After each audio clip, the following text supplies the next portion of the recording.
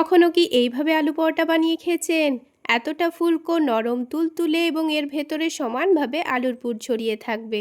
আসসালামু আলাইকুম বন্ধুরা, কিচেন বাঙালিয়ানা চ্যানেলে আপনাদের সবাইকে স্বাগত জানাই। সবার প্রথমে একটা মিক্সিং বোলের মধ্যে প্রথমে 1 কাপ পরিমাণ নিয়েছি ময়দা, আর তার সাথেই দিয়ে দিচ্ছি 1 কাপ পরিমাণ আটা। আপনারা চাইলে শুধু ময়দা বা শুধু আটা দিয়েও পরোটাগুলো বানাতে পারেন।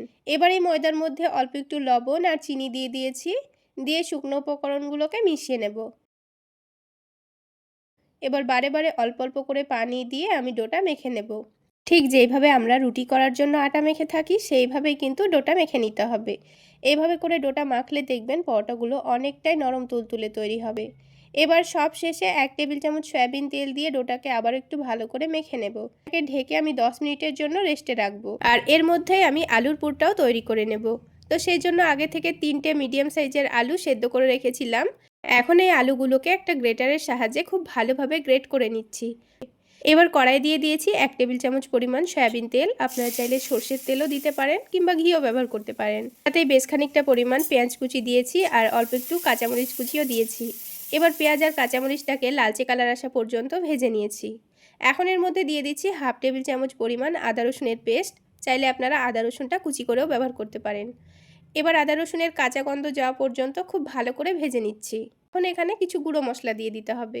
তো প্রথমেই দিয়ে দিয়েছি স্বাদ মতো লবণ, একটু কালারের জন্য দিয়েছি সামান্য পরিমাণ হলুদের গুঁড়ো, একটু ভাজা জিরা গুঁড়ো দিয়েছি আর খুবই সামান্য পরিমাণ গরম মশলা গুঁড়ো দিয়ে দিয়েছি। আর একটু চটপটা ভাব নিয়ে আসার জন্য চাট মশলা দিচ্ছি আর সবশেষে টমেটো সস দিয়ে দেব। এখানে আমি আলুর পুরটা যত টেস্টি করে বানাবো পরোটাগুলো খেতে কিন্তু ঠিক ততটাই মজার হবে। এবার দিয়ে দিচ্ছি গ্রেট করে রাখা আলু। তারপর মশলার সঙ্গে ভালো করে মিশিয়ে নিলেই কিন্তু আলুর পুর আমাদের তৈরি হয়ে যাবে। খুব সুন্দর করে আমি মশলার সঙ্গে আলুর পুরটাকে মিশিয়ে নিয়েছি। এবার এটাকে একটা প্লেটের মধ্যে তুলে নিচ্ছি, দিয়ে খুব ভালো করে ছড়িয়ে দেব, তাহলে এটা খুব তাড়াতাড়ি ঠান্ডা হয়ে যাবে। সত্যি বলছি বন্ধুরা, পরোটাগুলো একবার এইভাবে বানিয়ে না খেলে কিন্তু এর স্বাদ আপনারা বুঝতেই পারবেন না। তো আলুর পুর ঠান্ডা হতে থাক, এদিকে আমি ময়দাটা আবারও একটু ভালো করে মেখে নেব। তো খুব সুন্দর স্মুথ করে ডোটা আবারও একটু ভালো করে মেখে নিয়েছি। এবার এই ডোটা থেকে আমি কয়েকটা লেচি কেটে নেব।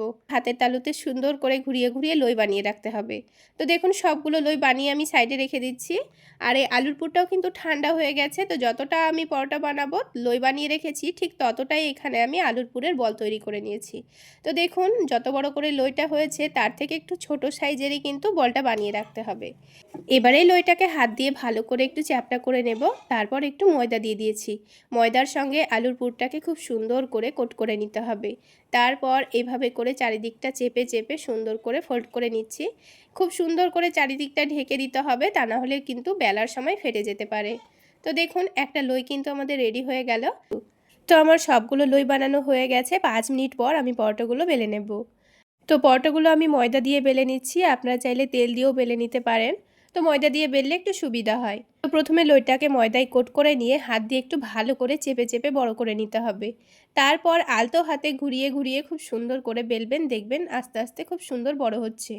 এইভাবে করে পরোটাটা বেলবেন, দেখবেন লইটা অনেকটা নরম হয়ে যাওয়ার জন্য কিন্তু একটুও ফেটে যাবে না, আর চারিদিকে সমানভাবে আলুর পুর ছড়িয়ে থাকবে। এবার এক্সট্রা ময়দাটা আমি হাত দিয়ে একটু ঝেড়ে ফেলছি। আর পরোটাটা দেখুন খুব বেশি মোটাও নেই। তো এইভাবে করে সবগুলো পরোটাই বানিয়ে নিতে হবে। তো এবার এটাকে ভেজে নেওয়ার জন্য প্রথমে প্যানের মধ্যে কোনো রকম তেল দিতে হবে না, এমনি পরোটাটা দিয়ে দিতে হবে। তারপর উল্টে পাল্টে হালকা করে সেঁকে নিতে হবে। পরোটাটা প্রথমে কিন্তু আমি খুব বেশি হাই ফ্লেমে সেঁকিনি, মিডিয়াম আঁচে সেঁকে নিয়েছি। তারপর 1 চামচ তেল নিয়েছি, দিয়ে পরোটা চারিদিকে ছড়িয়ে দিয়েছি। আর দেখুন কত সুন্দর বলের মতো ফুলে উঠেছে। তো এবার আমি অল্প একটু তেল দিয়ে প্যানের চারিদিকে পরোটাটা ঘুরিয়ে ঘুরিয়ে সেঁকে নেব, তাহলে চারিদিকটায় খুব সুন্দর কালার আসবে।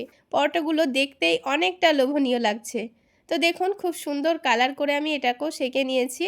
ঠিক একইভাবে আমি সবগুলো ভেজে নিয়েছি। আর দেখুন প্রত্যেকটা পরোটাই হয়েছে বলের মতো ফুলকো। পরোটার ভেতরটা দেখুন চারিদিকে কিন্তু সমানভাবে আলুর পুর ছড়িয়ে আছে।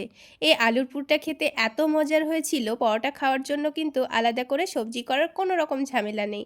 শুধু অল্প একটু টমেটো সস দিয়ে খেয়ে নিতে পারবেন। সকালে বানিয়ে সারাদিন রেখে দিলে কিন্তু এই রকমই তুলোর মতো নরম তুলতুলে থাকবে। তাহলে বন্ধুরা আজকে এই পর্যন্তই। সকলে অনেক বেশি ভালো থাকবেন, সুস্থ থাকবেন। দেখা হবে আবারও একটি নতুন রেসিপি নিয়ে পরের ভিডিওতে।